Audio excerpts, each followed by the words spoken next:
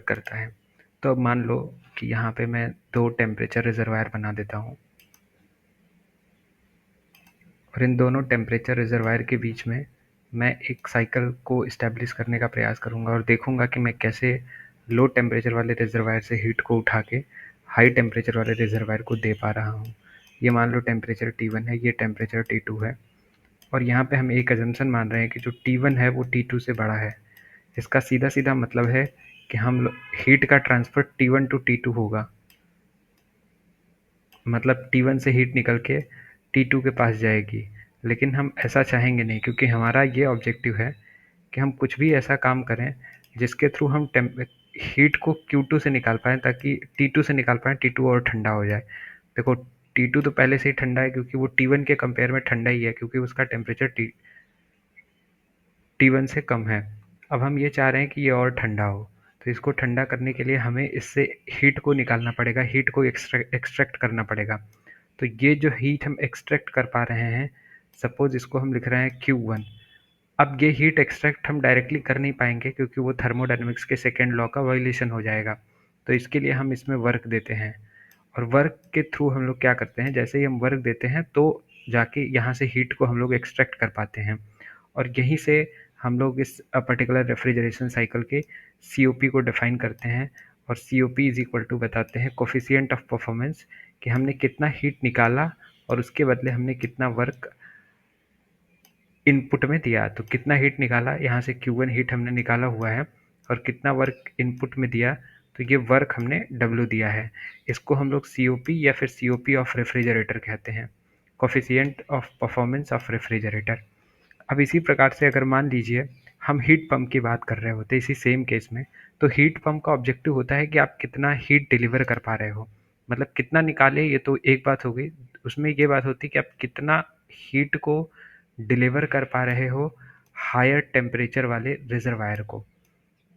तो मान लो हमने Q2 डिलीवर किया। ऐसा कब होता है, ऐसा आप देखे होंगे कुछ कंट्रीज़ जहाँ पे हमेशा ठंडी पड़ती है, तो वो अपने घर घर को गर्म रखने के लिए सराउंडिंग जो कि ऑलरेडी ठंडा होता है, उससे हीट को निकाल के कुछ वर्क को डाल के रूम को देते हैं, ताकि रूम का अल्टीमेटली जो हीट रिसीव होती है उससे वो रूम गर्म रहता है।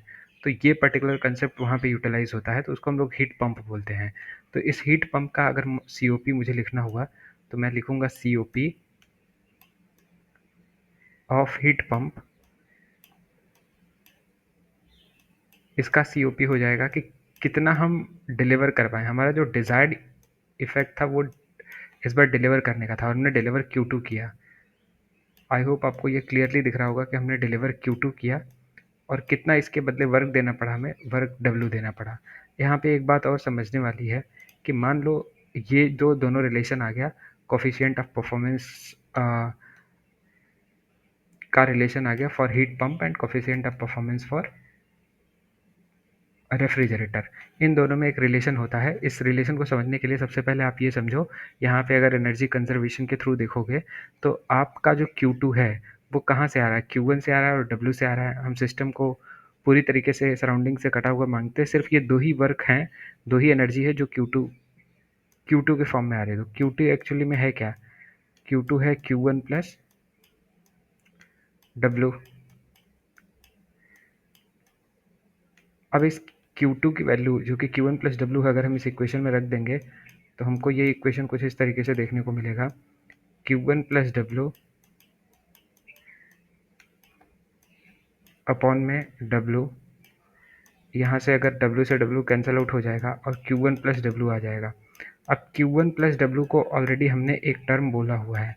देखो Q1 प्लस W को हम लोग क्या बोलते हैं, Q1 प्लस W। इस वाले टर्म को हम ऑलरेडी यहाँ से देख रहे हैं कि ये रेफ्रिजरेटर की इफ़िशियंसी है और ये जो इफ़िशियंसी है वो किसकी है, ये इफ़िशियंसी है आपके हीट पंप की। तो इसका मतलब जो हीट पंप की इफ़िशियंसी आएगी वो रेफ्रिजरेटर के इफ़िशियंसी में +1 करने से पता चल जाएगी।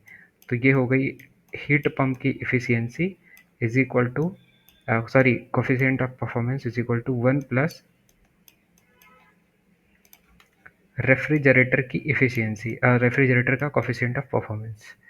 तो ये पर्टिकुलर चीज़ होता है जब हम रेफ्रिजरेटर और हीट पंप की बात कर रहे होते हैं। इस पे direct question most of the time आते हैं कि भाई कोफिशिएंट ऑफ परफॉर्मेंस निकाल के बताओ, रेफ्रिजरेटर का कितना होगा, हीट पंप का कितना होगा, इन दोनों में क्या रिलेशन होगा। तो इस तरह के क्वेश्चन आते हैं। तो ये पर्टिकुलर चीज़ हम यहाँ पे सीख गए हैं।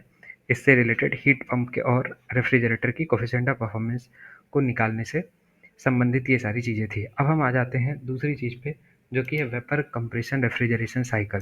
तो इसको समझने के लिए हमें समझना पड़ेगा कि एक रेफ्रिजरेटर वर्क कैसे करता है। तो मैं इस चीज़ को थोड़ा-सा एक्सप्लेन करता हूँ कि हाउ अ रेफ्रिजरेटर वर्क। तो यहाँ पे मैं आपको एक रेफ्रिजरेटर दिखाता हूँ, उसका एक्चुअल डायग्राम दिखाता हूँ। देखो यहाँ पे एक कंप्रेसर लगा होता है। अब इस कंप्रेसर को हम लोग इलेक्ट्रिसिटी के थ्रू वर्क प्रोवाइड करते हैं। एक्चुअल में वर्क कंप्रेसर में दिया जाता है। और कंप्रेसर क्या करता है, कंप्रेसर में इधर से जो लिक्विड आ रहा होता है या रेफ्रिजरेंट जो बार-बार इसी, आपको पता होगा रेफ्रिजरेंट एक तरीके का फ्लूइड होता है जो हमारे रेफ्रिजरेटर के अंदर डाला जाता है और वही बार-बार सर्कुलेट होता रहता है। तो ये जो रेफ्रिजरेटर है वो उसके इनलेट पे, यानी कंप्रेसर के इनलेट पे जब वो आता है तो वो बिल्कुल लो प्रेशर का एंड लो टेम्परेचर का होता है, बिल्कुल ठंडा होके आता है। तो हम इसमें वर्क करके इसके प्रेशर एंड टेम्परेचर दोनों को काफ़ी ज़्यादा तक बढ़ा देते हैं। तो कंप्रेसर काम क्या करता है, कंप्रेसर कंप्रेसर हमारी इलेक्ट्रिसिटी से वर्क को लेता है। मेन जो वर्क फ्रिज में लिया जाता है वो कंप्रेसर के द्वारा ही लिया जाता है और ये इलेक्ट्रिसिटी के द्वारा लेता है। एंड इलेक्ट्रिसिटी से लेने के बाद ये लो प्रेशर की जो लो प्रेशर का जो यहाँ से लिक्विड है या रेफ्रिजरेंट फ्लूइड है, जिसको मैं अभी के लिए लिक्विड बोलूँगा, इस लिक्विड को एक हाई टेम्परेचर के लिक्विड में कन्वर्ट कर देता है, जिसे रेड कलर से यहाँ दिखाया गया है। ये एक high temperature and high pressure के लिक्विड में कन्वर्ट कर दिया। ये हो गया कंप्रेसर का काम। कंप्रेसर क्या कर रहा है, बेसिकली कंप्रेसर इलेक्ट्रिसिटी से वर्क लेकर के जो लो प्रेशर का लिक्विड था, लो प्रेशर के लिक्विड को high temperature and high pressure के लिक्विड में कन्वर्ट कर दिया है।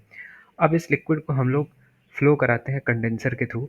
कंडेंसर आप देखते हो जो एक स्ट्रक्चर होता है जो इस प्रकार से लगा होता है, बिल्कुल एग्जैक्टली इसी शेप में आपको देखने को मिलेगा अगर आप रेफ्रिजरेटर खोल के देखोगे तो ये इस तरीके का रेफ्रिजरेटर लगा होता है, कंडेंसर लगा होता है। ये कंडेंसर क्या करता है, एक लंबा पैसेज दे देता है, जिससे ये पैसेज डायरेक्टली एटमॉस्फेयर के कांटेक्ट में होता है और जो जो इसका टेम्परेचर है वो रिड्यूस कर दिया जाता है।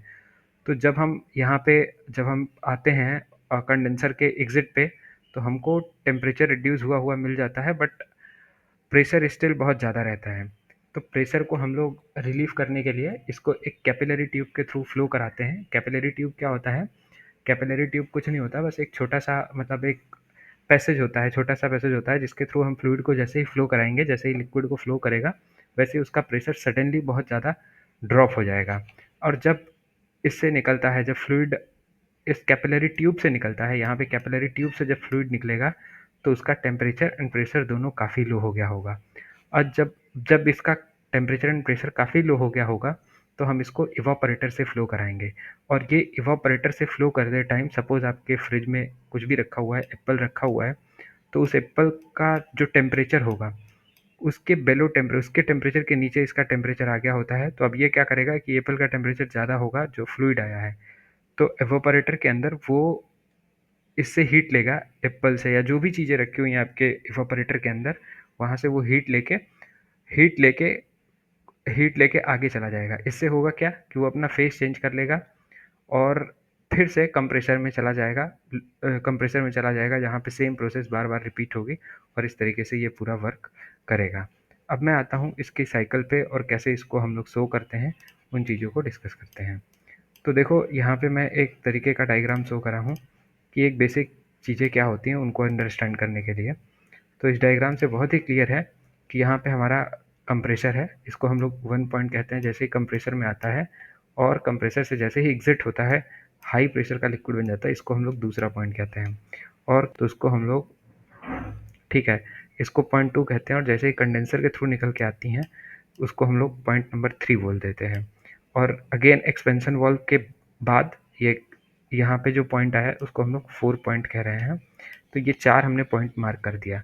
सेम घटना वही होनी है कि सबसे पहले फ्लूइड, लो प्रेशर का फ्लूइड कंप्रेसर में आता है, कंप्रेसर उसको हाई प्रेशर में कन्वर्ट करता है और उसको कंडेंसर के थ्रू फ्लो कराया जाता है ताकि उसका टेम्परेचर ड्रॉप हो। टेम्परेचर ड्रॉप होने से काम नहीं चलेगा, सिर्फ हमें उसका प्रेशर भी ड्रॉप कराना पड़ेगा, इसलिए हमने एक्सपेंशन वाल्व को यूज़ करा है यहाँ पे। इस पर्टिकुलर एक्सपेंशन वाल्व के थ्रू हम उसके प्रेशर को भी रिड्यूस कर देते हैं। और जब टेम्परेचर प्रेशर इतना कम हो जाता है कि इवापोरेटर में रखे गए जो भी फूड आइटम है उनके उनसे भी लोअर हो जाता है, तो हो ही जाता है, ये हो जाता है, हमें इसको इंश्योर नहीं करना पड़ता, ये ऑटोमेटिक हो जाता है क्योंकि रेफ्रिजरेंट की अपनी एक प्रॉपर्टीज़ भी होती है। तो इस कारण से ये इवापोरेटर के अंदर जो भी फूड आइटम्स हैं उनसे हीट ले लेता है। तो इवापोरेटर के अंदर क्या हो रहा है कि हीट आ रही है किससे, जो भी आपने आइटम रखा हुआ है तो क्यू ऐड हो रहा है, हीट का एडिशन हो रहा है इसके अंदर। और यहाँ पे इस वाले पॉइंट पे जहाँ पे आप देख रहे हो कंडेंसर के अंदर, कंडेंसर हीट रिजेक्शन होता है एटमॉस्फेयर में, जो फ्लूइड फ्लो कर रहा है उसके द्वारा। तो ये पर्टिकुलर डायग्राम है complete vapour compression refrigeration cycle का। अब इस चीज़ को अगर मैं प्लॉट करूँ टीएस डायग्राम पे तो ये कैसा दिखेगा, लेट मी शो। तो देखो सबसे पहले क्या होगा आपको ये समझना पड़ेगा, हमने क्या करा है, कंप्रेसर के अंदर आइसेंट्रोपिक कंप्रेशन होगा, आइसेंट्रोपिक कंप्रेशन होगा। अच्छा उससे पहले कि आइसेंट्रोपिक कंप्रेशन से पहले हम ये समझ लें कि भाई अगर ये ओके अगर ये जो प्रोसेस है 1 to 2, ये होल प्रोसेस में फ्लूइड अपना स्टेट एक बार लिक्विड से गैस और गैस से लिक्विड चेंज कर रहा है, तो मतलब इसमें ओनली वेपर जाए, अदरवाइज कंप्रेसर ख़राब हो सकता है। तो इसलिए इस चीज़ को इंश्योर करने के लिए हम यहाँ पे इस कंप्रेसर से जस्ट पहले हम लोग एक तरीके का स्ट्रेनर यूज़ करते हैं जो कि वेपर को ही अलाउ करता है कंप्रेसर में जाने के लिए। तो मतलब हम लोग वेपर से उठे हैं, तो एक बात ध्यान देना कि हम लोग इस वेपर वाली लाइन से चलेंगे। तो वेपर से उठा हुआ चीज़ 2 पे जा रहा है और कंप्रेसर क्या कर रहा है, उसको उसके टेम्परेचर एंड प्रेशर को इंक्रीज़ कर रहा है। तो ये टेम्परेचर की लाइन है एंड ये एंट्रोपी की, और ये आइसेंट्रोपिक प्रोसेस होता है। कंप्रेसर के अंदर जो प्रोसेस है वो आइसेंट्रोपिक है। तो कंप्रेसर का प्रोसेस देखो इस पर्टिकुलर लाइन से शो कर दिया गया है। तो आई होप आपको ये लाइन समझ में आ रही होगी। एंड देन उसके बाद हम आ जाते हैं कंडेंसर के अंदर। तो कंडेंसर के अंदर हीट रिजेक्शन होता है और ये हीट रिजेक्शन कांस्टेंट प्रेशर के ऊपर होता है। तो इस पर्टिकुलर प्रोसेस को हम लोग शो कर देते हैं इस टीएस डायग्राम पे। तो ये इस तरीके से शो कर किया जा सकता है। ये लाइन शो कर रही है कि कैसे हमने चेंज कर दिया है कंप्रेसर, कैसे हमने कांस्टेंट प्रेशर के ऊपर इस वेपर को लिक्विड में कन्वर्ट कर दिया है। ये पॉइंट लिक्विड को इंडिकेट करता है। इसको अब हम जब एक्सपेंशन वॉल से एक्सपेंड कराते हैं, इसका प्रेशर ड्रॉप कराते हैं, जो कि एक आइसेंथैल्पिक प्रोसेस होती है ना। एक्सपेंशन वॉल में जो होने वाली प्रोसेस है वो आइसेंथैल्पिक है, मतलब इसमें जो इसका एंथैल्पी होगी वो कांस्टेंट होगी। कंप्रेसर में क्या कांस्टेंट होती है, तो वहाँ पे एंट्रोपी कांस्टेंट होती है, जिसको आइसेंट्रोपिक प्रोसेस बोलते हैं। रिवर्सिबल एडियाबैटिक होता है, यहाँ पे प्रेशर कांस्टेंट होता है। तो ये पर्टिकुलर चीज़ आपको सॉल्व करनी पड़ेगी। एंड देन जब हम इसको आइसेंथैलेपिक प्रोसेस को यहाँ पे इस टीएस डायग्राम पे प्लॉट करेंगे तो ये कुछ हल्का सा टेढ़ा होके ऐसा चला जाता है। एंड देन अब हमें क्या करना है, अब हमको ये शो करना है कि भाई कहाँ गया, ये इवापोरेटर से हीट को हम लोग ऐड कर रहे हैं। तो जब इवापोरेटर से हीट जो ऐड होता है वो कांस्टेंट प्रेशर के ऊपर होता है। तो ये अगेन एक सीधी सी लाइन है जो हीट एडिशन को शो करती है इनसाइड अ इवापोरेटर। तो यहाँ पे मैं सारे पॉइंट्स को लिख देता हूँ। सबसे पहले 1 लो प्रेशर पे एंट्री हुई कंप्रेसर के अंदर, देन 2, फिर 3 लो प्रेशर पे कंप्रेसर के अंदर एंट्री होने के बाद लिक्विड बन गया और लिक्विड को हमने एक्सपेंड कराया एक्सपेंशन वॉल्व में, और फाइनली हम 4 नंबर पे चले आए जहाँ पे अब हमारा जो रेफ्रिजरेंट फ्लूइड होगा वो जाएगा इवापोरेटर के अंदर और हीट को एक्सट्रैक्ट करेगा जो भी मटेरियल लिखा हुआ है। तो इस प्रोसेस में हीट का एडिशन हुआ, इस चीज़ को भी समझना इम्पोर्टेंट है। यहाँ पे हमने हीट को ऐड करा हुआ है और यहाँ से इस पर्टिकुलर कंडेंसर से हीट को हमने रिजेक्ट करा हुआ है। तो यहाँ पे मैं हीट रिजेक्शन का भी लिख देता हूँ कि यहाँ पे हम हीट को रिजेक्ट कर रहे हैं। और वर्क कहाँ पे दे रहे हैं, तो हमें पता ही है मेजर वर्क जो दिया जाता है वो कंप्रेसर में दिया जाता है। तो यहाँ से हमने कंप्रेसर वर्क भी दिया हुआ है। तो ये कंप्लीट एक रिप्रेजेंटेशन हो गया वेपर कंप्रेशन रेफ्रिजरेशन साइकिल का। अब इसका अगर मान लो हम इफ़िशियंसी निकालने का प्रयास करें या फिर सीओपी निकालते हैं, रेफ्रिजरेशन साइकिल की इफ़िशियंसी नहीं सीओपी होती है, तो इसकी अगर सीओपी निकालने का प्रयास किया जाए तो हमें लिखना पड़ेगा कि हमने कितना हीट एक्सट्रैक्ट करा हुआ है। तो हमने हीट कितना एक्सट्रैक्ट किया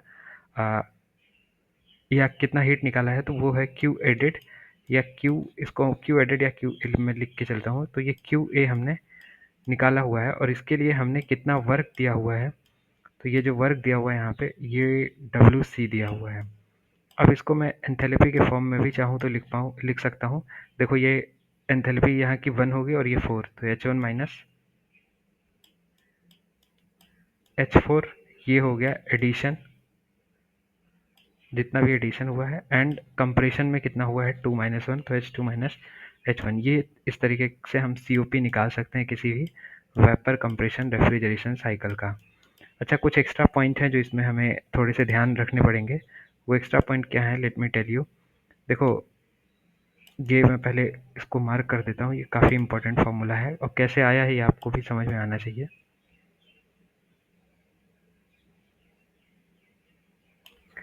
तो यहाँ पे जो मैं एक्स्ट्रा पॉइंट, इंपॉर्टेंट पॉइंट की बात कर रहा था, वो सबसे पहला पॉइंट ये है कि कंप्रेसर के अंदर, मतलब जो लिक्विड कंप्रेसर के अंदर आ रहा है वो पूरी तरीके से वेपर होनी चाहिए, जो कि यहाँ पे इस डायग्राम पे शो है कि देखो ये 100% वेपर है। जब कंप्रेसर से बाहर निकल के कंडेंसर में आया, तो कंडेंसर ने इसके हीट को लॉस कराया इन्वायरमेंट में, और तब तक लॉस कराया जब तक इसको लिक्विड न बना दिया। तो ये लिक्विड वाला पॉइंट ये 3 से डिनोटेड है, you can see from this particular TS diagram. अब यहाँ से देखना, आइसेंथैलेपिक प्रोसेस होता है एक्सपेंशन वाल्व के अंदर, जहाँ पे प्रेशर को बहुत ज़्यादा रिड्यूस किया जाता है। तो ये प्रेशर रिड्यूस हो गया। अब ये पूरी तरीके से बिल्कुल एक चिल्ड फॉर्म में बन गया है अपना रेफ्रिजरेंट फ्लूइड। अब ये फ्लूइड जब इवापोरेटर से फ्लो होगा, तो ये हीट को एक्सट्रैक्ट करेगा, या इसके अंदर हीट का एडिशन होगा। और ये हीट का एडिशन ही हमें रिक्वायर्ड है, क्योंकि हम ज़्यादा से ज़्यादा हीट को निकाल पाएँ किसी भी कुछ भी अगर मान लो हम रेफ्रिजरेटर के अंदर रखें, तो उससे हम ज़्यादा से ज़्यादा हीट को निकाल पाएँ, यही हमारा ऑब्जेक्टिव है। तो इसके लिए हमने वर्क WC खर्च किया। तो इस तरीके से हम COP की भी कैलकुलेशन कर लेंगे, और COP का फार्मूला ये बन जाएगा कि COP is equal to QA/WC, QA/WC, और फाइनली उसको हम एंथैल्पी के टर्म में H1 माइनस H4 के फॉर्म में भी लिख सकते हैं। तो आई होप आपको ये समझ में आया होगा कि कैसे हमने इस पर्टिकुलर डेरिवेशन को किया है, और यही कंप्लीट VCRC साइकिल का रिप्रेजेंटेशन है। इसके अलावा यहाँ पे अगर आप देखोगे तो फिर से ये चीज़ समझ सकते हो कि कंप्रेसर के अंदर वेपर आता है, और कंप्रेसर उसको हाई टेम्परेचर हाई प्रेशर का बना के कंडेंसर को देता है, और कंडेंसर से हम लोग कैपिलरी ट्यूब के थ्रू इसको फ्लो कराते हैं, और उसको पहुंचा देते हैं किसके पास, एक्सपेंशन वाल्व के थ्रू फ्लो करा के इसको पहुंचा देते हैं इवापोरेटर के पास, जहाँ पे हीट का एक्सट्रैक्शन होता है, एंड देन अगेन हम उसको कंप्रेसर में भेजते हैं। इसमें जो मेन इलेक्ट्रिसिटी की खर्चा होती है वो कंप्रेसर में होती है, क्योंकि कंप्रेसर ही वो एक तरीके की इक्विपमेंट है जिसके अंदर हमने हीट को ऐड करा है, सॉरी हीट को ऐड नहीं करा है, जिसके अंदर हम लोग वर्क को दे रहे हैं, ताकि हम किसी लो टेम्परेचर प्रेशर के वेपर को हाई टेम्परेचर प्रेशर के वेपर में कन्वर्ट कर पाएँ। तो ये पर्टिकुलर ऑब्जेक्टिव है वेपर कंप्रेशन रेफ्रिजरेशन साइकिल का। आई होप आपको ये समझ में आया होगा। Thank you.